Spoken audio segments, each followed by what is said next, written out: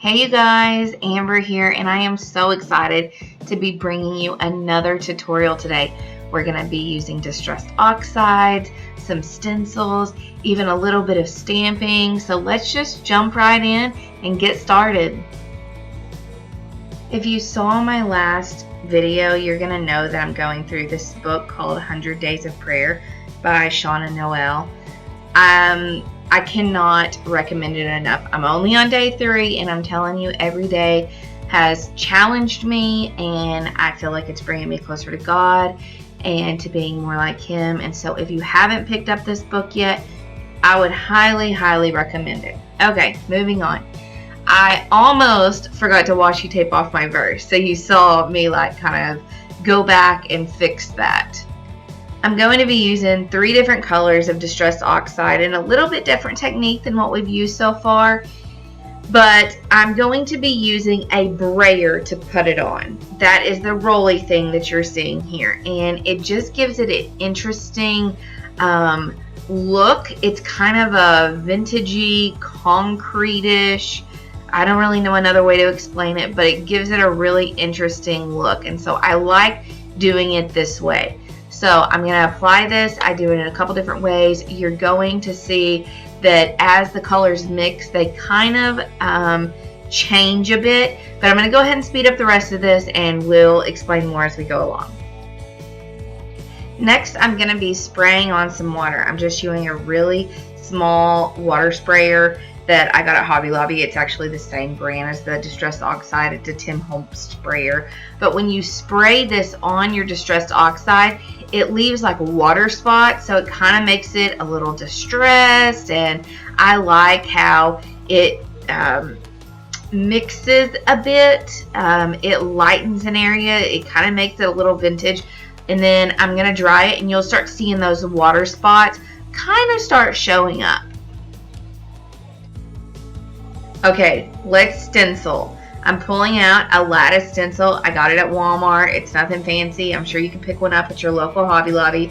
But I'm going to washi tape this down to try to keep it in place so that it doesn't move on me as I'm using the ink blending tool to get this distressed oxide in place. I'm going to do this in a couple different areas to leave that lattice work. I just like a mixed media look where there's a lot of interesting textures or variety of prints on my page when I get done. Now that I'm done doing my distressed oxide, I'm just going to take a heat gun to it. This sets the distressed oxide because when water hits distressed oxide, it's going to distress it. That's just what it does. So here I'm just going to dry everything and set it.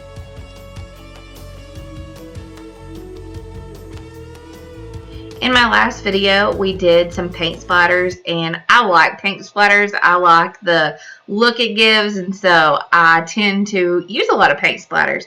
It's super easy to embellish your page with this, and it doesn't take long.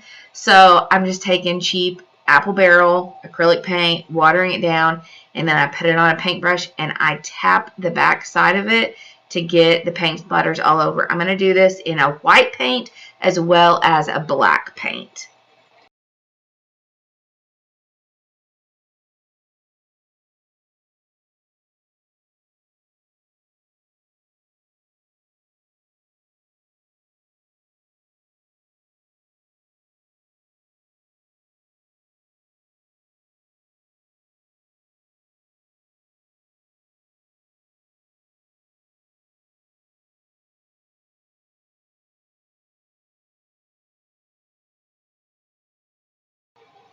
You know me, I very rarely do any design without adding a tiny hint of hand lettering somewhere.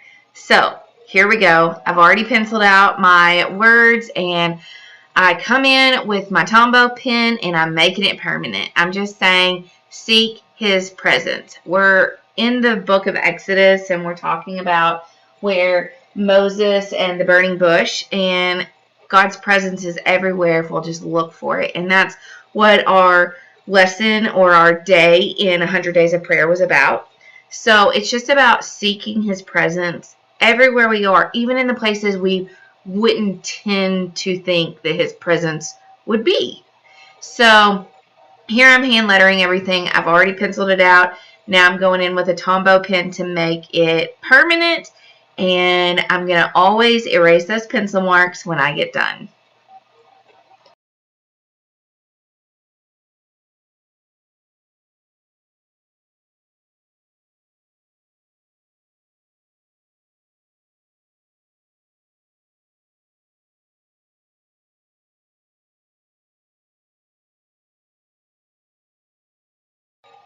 Now, if you're not a hand letterer, that is okay. There are so many ways that you can add lettering and words into your Bible journaling. Here, I'm using a little bit different method. I have a silhouette cameo, and I've just cut out gods. And I feel like for me, adding a little bit of a different look fits in well with the hand lettering, but you can stamp your lettering, you can use stickers, you can print it on your computer. There are so many ways to get really cute looks with your words and not hand letter, period. Here, I've already cut it out. I'm just kind of adjusting how and where I want these cutouts to be, and then I'm going to mark off because I'm going to come in and make some brush stroke marks.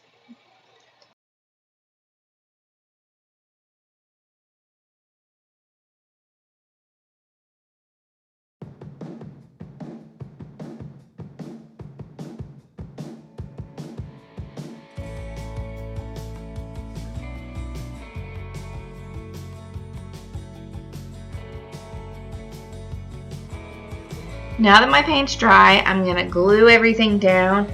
I'm personally using a Crafters dot glue runner. I feel like it holds up better. My glue doesn't tend to stick very well, and I get letters falling off, so I use this, but it is a little bit messy to use it this way. After I get done with this, I'm going to pull out some clear acrylic stamps, and I'm going to stamp just a few leafy patterns around my design.